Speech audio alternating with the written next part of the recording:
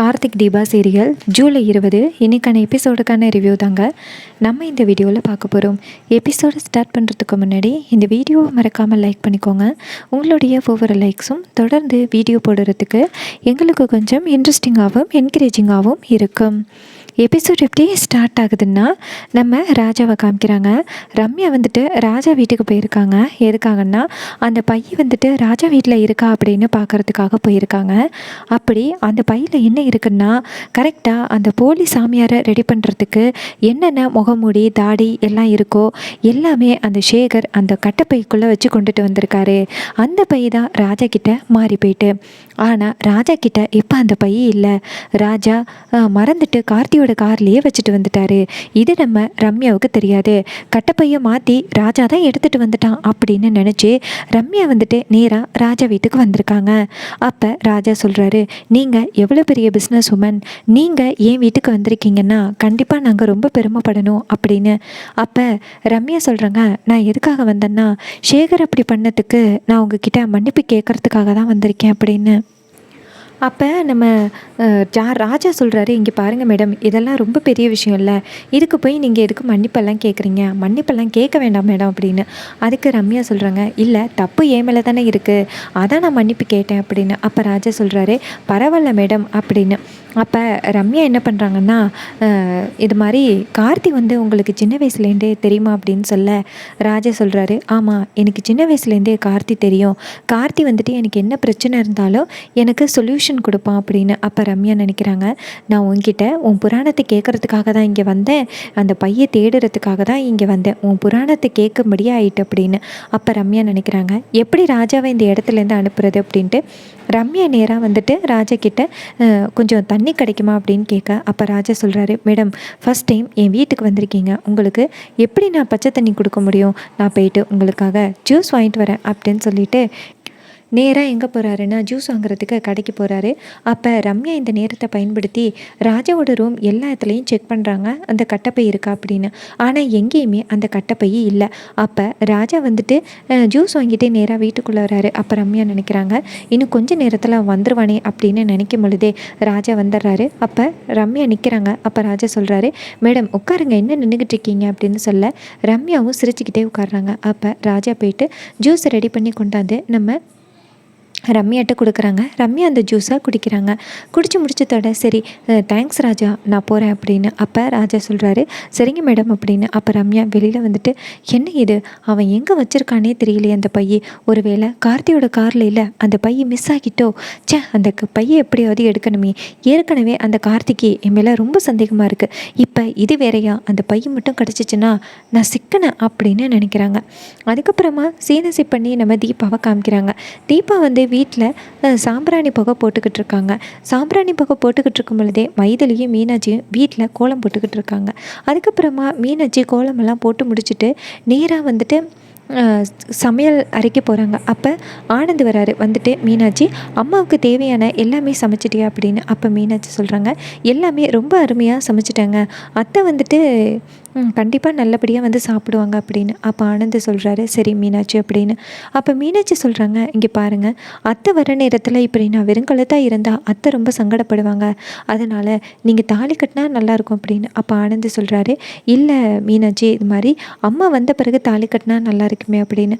அப்போ மீனாட்சி சொல்கிறாங்க, இல்லைங்க, நான் அவங்க வர நேரத்தில் வெறுங்கலத்தாக இருந்தால் கண்டிப்பாக ரொம்ப சங்கடப்படுவாங்க, அதான் சொல்கிறேன், நீங்கள் தாலியை கட்டிடுங்க அப்படின்னு. உடனே ஆனந்தும், இதுதான் உன் சந்தோஷம்னா கண்டிப்பாக அப்படின்னு சொல்லிட்டு மீனாட்சியை கூட்டிக்கிட்டு நேராக சாமி ரூமுக்கு போகிறாரு. அங்கே போயிட்டு ஆனந்த் வந்துட்டு மீனாட்சியோட கழுத்தில் தாலியை கட்டி விடுறாங்க. மீனாட்சி காலில் விழ போகிறாங்க. அப்போ ஆனந்த் சொல்கிறாரு, நான் பண்ண தப்புக்கு நான் தான் உன் காலில் விழணும், ஆனால் நீ என் காலில் விழுகிற அப்படின்னு. அதுக்கு மீனாட்சி சொல்கிறாங்க, என்னங்க எல்லாத்தையும் மறந்துடுங்க, இதுக்கப்புறம் நடக்க போகிறத மட்டும் பார்ப்போம் அப்படின்னு. இது கேட்டுட்டு ஆனந்த் சொல்கிறாரு, இதுக்கப்புறம் கனவுல கூட நினைக்க மாட்டேன் உனக்கு துரோகம் பண்ணணும் அப்படின்னு. அதுக்கு மீனாட்சியும் சரிங்க அப்படின்னு சொல்லிட்டு வெளியில் வராங்க. இதை பார்த்துட்டு தீபா சந்தோஷப்பட்டு, இப்போ தான் உங்கள் 2 பேரையும் பார்க்க சந்தோஷமாக இருக்குது அப்படின்னு. அப்போ மீனாட்சி சொல்கிறாங்க, தீபா ரொம்ப நன்றி தீபா அப்படின்னு. அப்போ தீபா சொல்கிறாங்க, இங்கே பாருங்கக்கா, நீங்கள் எனக்கு எவ்வளோ நன்மை பண்ணியிருக்கீங்க. நாங்கள் தான் உங்களுக்கு நன்றி சொல்லணும். நன்றி சொல்ல ஆரம்பித்தா ஒரு நாள் ஃபுல்லாக நான் சொல்லிக்கிட்டே இருக்கணும் அப்படின்னு. ஸோ இதை கேட்டுட்டு நம்ம மீனாட்சி சொல்கிறாங்க, இங்கே பாரு தீபா, அத்தை இன்னும் கொஞ்சம் நேரத்தில் வந்துடுவாங்க, ஆரத்தி தட்டெல்லாம் ரெடி பண்ணணும் அப்படின்னு. தீபாவும் சரி அப்படின்னு சொல்கிறாங்க. அதுக்கப்புறமா ஆனந்த் வந்து காஃபி கேட்குறாரு. காஃபி கொண்டு வந்து கொடுக்குறாங்க. அப்போ நம்ம ஆனந்த் சொல்கிறாரு மீனாட்சி கிட்ட, ரம்யாவுக்கு கால் பண்ணி சொல்கிறாரு. ஏன்னா ரம்யா தான் வந்துட்டு ரொம்ப கஷ்டப்பட்டா அப்படின்னு. உடனே மீனாட்சியும் சரி அப்படின்னு சொல்லிட்டு நேராக வெளியில் வந்துட்டு ரம்யாவுக்கு கால் பண்ணுறாங்க. ரம்யா ஃபோன் அட்டன் பண்ணி சொல்லுங்கள் யார் அப்படின்னு கேட்க மீனாட்சி சொல்கிறாங்க, அத்தை வந்து இன்றைக்கி ஹாஸ்பிட்டல்லேருந்து வந்து டிஸ்சார்ஜ் ஆகுறாங்க, அதான் வந்து பார்க்குறேன்னா பார்த்துட்டு போ வந்து ஹாஸ்பிட்டலில் அப்படின்னு. இது கேட்ட ரம்யாவும் சரி அப்படின்னு சொல்லிட்டு ஃபோனை கட் பண்ணுறாங்க. அப்போ மைதிலி கேட்குறாங்க, ஏன் ஹாஸ்பிட்டல்னு சொன்னா அப்படின்னு. அப்போ மீனாட்சி சொல்கிறாங்க, அவகிட்ட அப்படி தான் சொல்லணும், அவள் என்ன வேலை பார்த்துக்கிட்டு இருக்கா அப்படின்னு. அப்போ மைதிலியும் சரி சூப்பர் தான், ஹாஸ்பிட்டலில் போய் பார்த்துட்டு ஏமாந்து வரட்டும் அப்படின்னு. மீனாட்சியும் சரி அப்படின்னு சொல்கிறாங்க. வீட்டில் எல்லோரும் வேலை பார்த்துக்கிட்டு இருக்கும் பொழுது ஐஸ்வர்யா மட்டும் ஃபோனை பார்த்துக்கிட்டு இருக்கிறத நம்ம அருண் கவனிக்கிறாரு. அருண் போயிட்டு நேராக ஐஸ்வர்யா கிட்ட, என்ன வேலை பார்க்காம நீ பாட்டுக்கு உட்காந்துருக்கு அப்படின்னு கேட்க. அப்போ ஐஸ்வர்யா சொல்கிறாங்க, என்ன ஏது வேலை பார்த்தாலும் திட்டுறீங்க, வேலை பார்க்கலனாலும் திட்டுறீங்க, நான் என்ன தான் பண்ணேன் அப்படின்னு. அப்போ அருண் சொல்கிறாரு, உன்னை திருத்தவே முடியாது அப்படின்னு சொல்லிட்டு போகிறாரு. அதுக்கப்புறமா எல்லோரும் வெளியில் வந்து நிற்கிறாங்க. அந்த நேரத்தில் வந்துட்டு நம்ம தீபாவோட அப்பா அம்மா வராங்க. அவங்கள பார்த்ததோட தீபா சந்தோஷப்பட்டு அப்பா அம்மா அப்படின்னு சொல்ல, அப்போ அருண் அந்த தீபாவோட அப்பா சொல்கிறாரு, இங்கே பாருமா, உங்கள் அத்தைக்கு வந்து திடீர்னு இது மாதிரி குண்டடிப்பட்டுச்சுன்னு கேள்விப்பட்டேன், அதான் காசி பயணத்தை நிறுத்திட்டு உடனே வந்தேன் அப்படின்னு. அப்போ தீபா சொல்கிறாங்க, ரொம்ப தேங்க்ஸ்ப்பா அப்படின்னு சொல்ல, அதே நேரத்தில் வெளியில் வந்துட்டு கார் சத்தம் கேட்குது. அப்போ தீபா சொல்கிறாங்க, அத்தை வந்துட்டாங்க போல் அப்படின்ட்டு வெளில வந்து நிற்கிறாங்க. அதுக்கப்புறமா அபிராமிக்கு வந்து ஆரத்தி எடுக்கிறாங்க. அப்போ அபிராமி கேட்குறாங்க, இதெல்லாம் எதுக்குமா அப்படின்னு. அப்போ தீபா சொல்கிறாங்க, அத்தை இதெல்லாம் உங்களுக்காக தான் அப்படின்னு. அப்போ மீனாட்சி வந்துட்டு தீபாட்ட ஆரத்தி தட்டை கொடுத்துட்டு நீ தான் ஆரத்தி எடுக்கணும் அப்படின்னு சொல்ல, தீபாவும் அவங்க அத்தைக்கு ஆரத்தி எடுத்து வீட்டுக்குள்ளே வரவேற்கிறாங்க. வீட்டுக்குள்ளே வந்ததோட மீனாட்சியோட கழுத்தில் தாரி இருக்கிறத பார்த்துட்டு அபிராமி சொல்கிறாங்க, உன்னை வெறுங்கழுத்தாக பார்க்குறப்ப எனக்கு ஒரே குற்ற உணர்ச்சியாக இருந்துச்சு, இப்போ தான் எனக்கு மனசுக்கு நிம்மதியாக இருக்குது அப்படின்னு சொல்ல மீனாட்சியும் சந்தோஷப்படுறாங்க. அப்போ தீபாவோட அப்பா அம்மா வந்துட்டு அபிராமியை நல்லா விசாரிக்கிறாங்க. அபிராமி சொல்கிறாங்க, நான் நல்லா தான் இருக்கேன், நீங்கள் எதுக்கும் கவலைப்படாதீங்க அப்படின்னு சொல்கிறாங்க. அதுக்கப்புறமா நம்ம அபிராமி சொல்கிறாங்க, இவங்க எல்லாருமே ஒத்துமையாக பார்க்குறதுக்கு எனக்கு சந்தோஷமாக இருக்குது அப்படின்னு. அப்போ தீபா சொல்கிறாங்க, அத்தை நீங்கள் வந்த பிறகு தான் பூஜை பண்ணணும்னு நினச்சோம், உங்களுக்காக வந்துட்டு சாமி ரொம்ப எல்லாமே ரெடி பண்ணி வச்சுருக்கேன், நீங்கள் வந்துட்டு விளக்கு கொளுத்துங்க அப்படின்னு. அப்போ அபிராமி சொல்கிறாங்க, தீபா இதுக்கப்புறம் இந்த வீட்டில் எல்லாமே நீ தான், நீயே விளக்கு கொளுத்து அப்படின்னு. அப்போ தீபா சொல்கிறாங்க, அத்தை நீங்கள் இருக்கிற வரைக்கும் நீங்கள் தான் இந்த வீட்டோட மகாராணி, நீங்களே வந்து விளக்கு கொளுத்துங்க வாங்க அப்படின்னு சொல்லிட்டு கூட்டிகிட்டு போகிறாங்க. உடனே அபிராமியே சரி அப்படின்னு சொல்லிட்டு சாமி ரூமுக்குள்ளே போகிறாங்க. எல்லாருமே போயிட்டு நிற்கிறாங்க. அப்போ அபிராமி வந்துட்டு விளக்கு கொளுத்துறாங்க.